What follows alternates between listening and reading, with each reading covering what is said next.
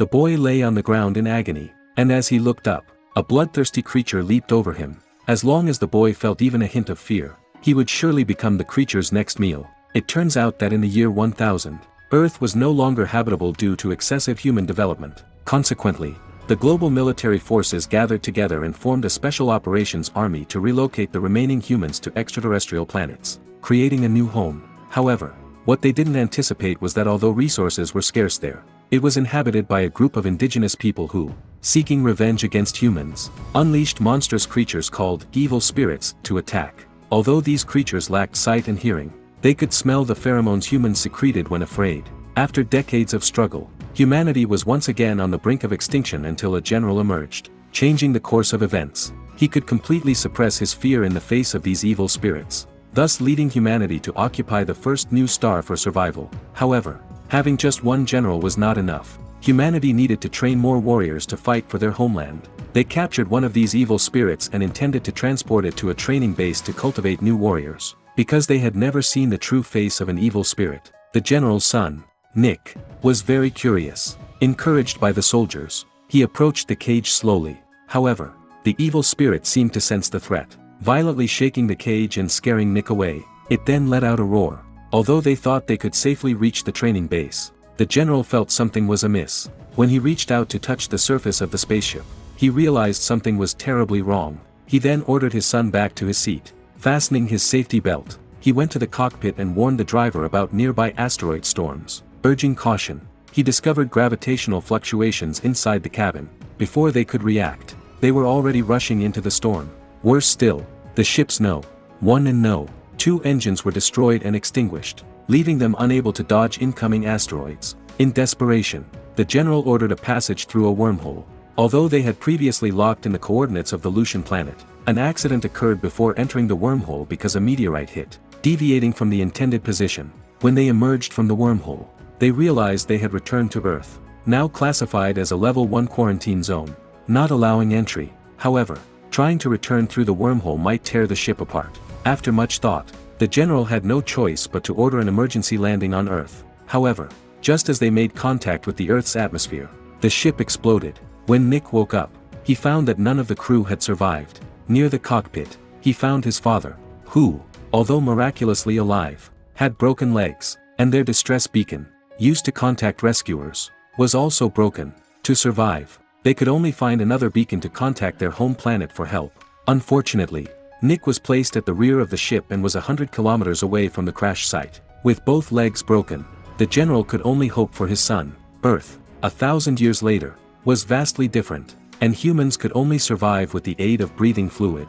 The father gave Nick the remaining 6 canisters on the ship, adjusted the communication device, and gave Nick his weapon before letting him go. As Nick climbed over a hill, he finally saw the full view of Earth, flocks of birds soaring high, and herds of yaks grazing on the grassland. At that moment, Nick realized that although Earth was devoid of humans, it was brimming with life. To ensure his son's safety, the father pressed a button, activating a remote reconnaissance program. With thousands of mini-probes flying out of the ship, he could alert Nick of any dangers nearby. However, even with this, Nick's combat suit suddenly turned black. His father warned him that an unidentified creature was approaching.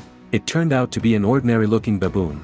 Despite his father's advice, Nick picked up a stone and threw it, inadvertently attracting a horde of baboons. With the baboons hot on his trail, he had no choice but to jump into a river, only to find that the creatures in the water were even more terrifying. A mutated locust attached to his hand, injecting toxins that quickly spread through his body. Nick pleaded with his father to save him, but his father could only advise him to remain calm and instructed him to take off his backpack and inject the antidote twice. Unfortunately, the locust's venom quickly invaded his nervous system, rendering him blind and causing his face to swell like a pig's head.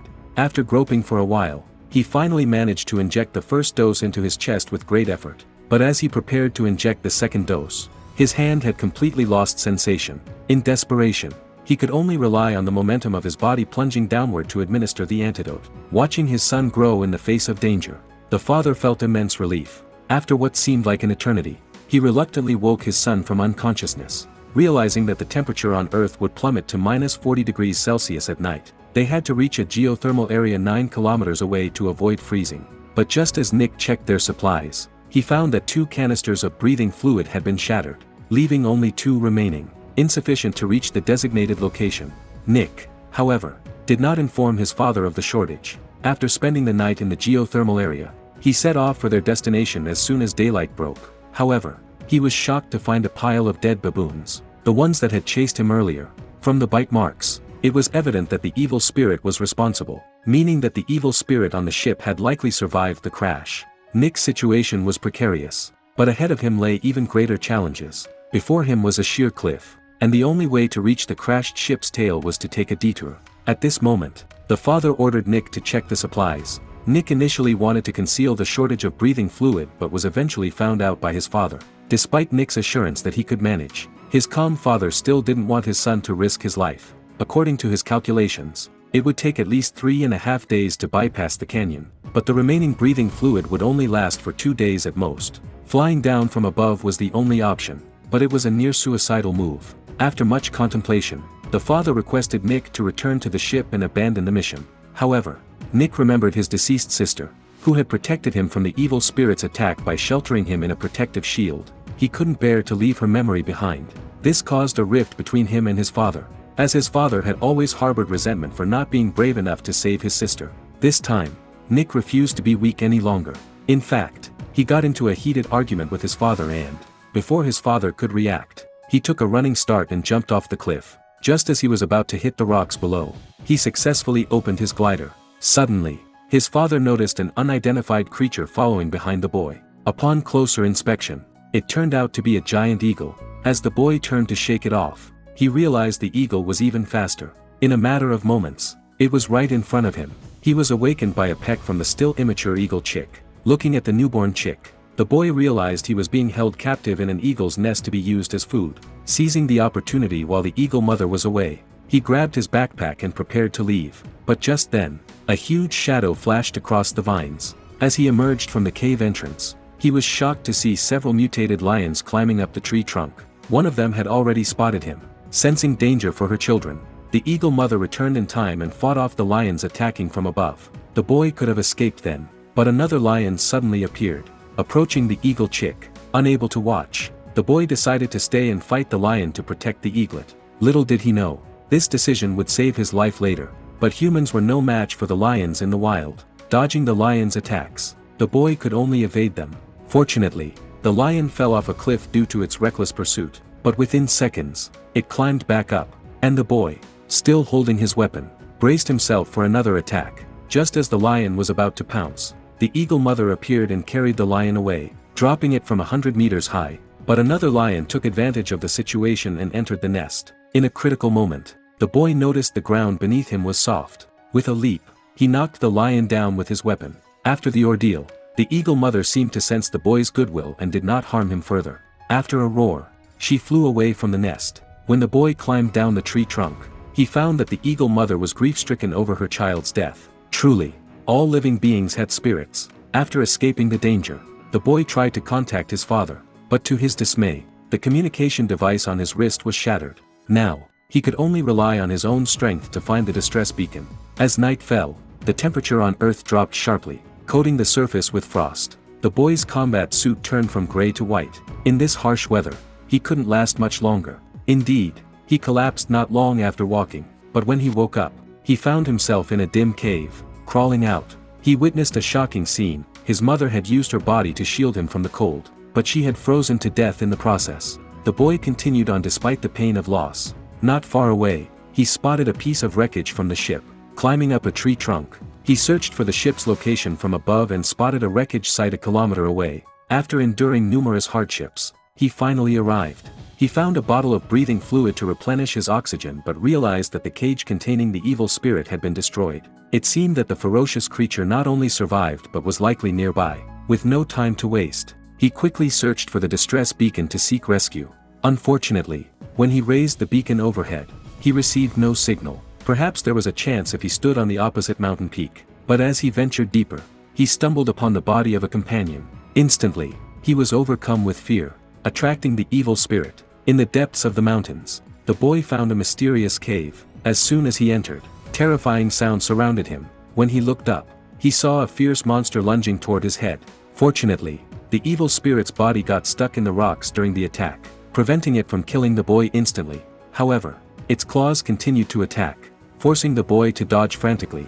After a struggle, the evil spirit broke free, and the boy, fearing for his life, ran deeper into the cave. But the evil spirit had no intention of letting him go, relentlessly pursuing him. With his small size, the boy could only hide in a corner to evade its attacks, but this could only last so long, and eventually, he rolled into a cavern.